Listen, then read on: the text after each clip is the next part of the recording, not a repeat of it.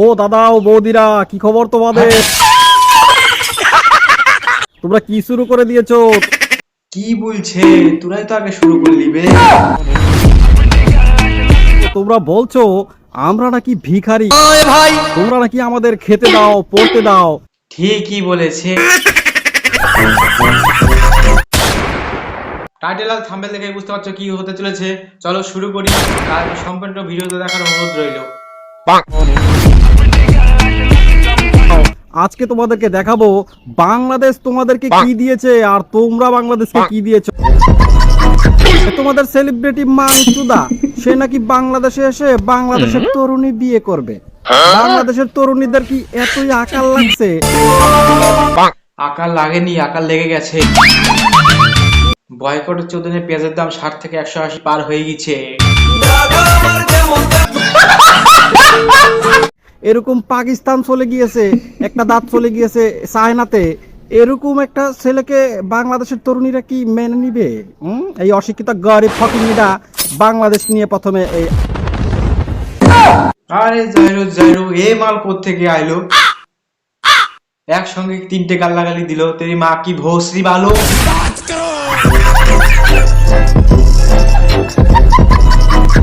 কলকাতা পশ্চিমবঙ্গের লোকেরা কয় আমরা নাকি ভিখারি, তারা নাকি আমাদেরকে খেতে দেয়, পড়তে দেয়।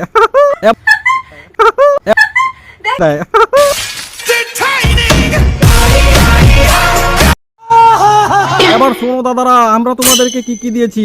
চট্টগ্রাম মংলা বন্দর তোমাদেরকে ব্যবহার করতে দিয়েছি। তোমাদের তো আর বন্দর নাই, তোমরা কি করবা? বাংলাদেশে 3টে বন্দর,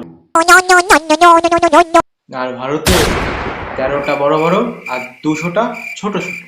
ভারতের প্রধান বন্দর মুম্বাই আর বাংলাদেশের চট্টগ্রাম।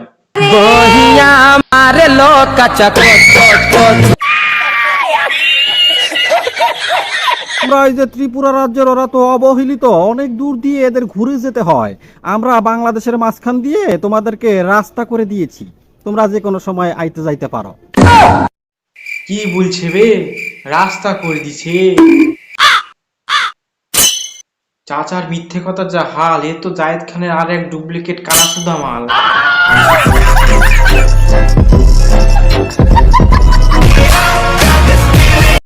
আর আমরা বাংলাদেশের লোকেরা তোমাদের ওইখানে কাজ করতে যাই না, আমরা যাই টুরিস্ট ভিসায়। টুরিস্ট ভিসা মানে বোঝো? এরা তো অশিক্ষিত, এরা কি টুরিস্ট ভিসা মানে বোঝে? ওরে শিক্ষিত ভদ্র সুতা বেটা, কানের নিচে মারলে এখনই খুলে যাবে বাটকারা। আইলো বাংলাদেশের আর এক বাসাল চুদা। আরে টিকাটলের মোড়ে একটা হল রয়েছে। আমরা তোমাদের দেশে যাই ঘুরতে, বুঝলে? সবাই যদি ঘুরতে আসে, তে ভারতের হাসপাতাল নার্সিং হোমে হাঁকতে কারা আসে?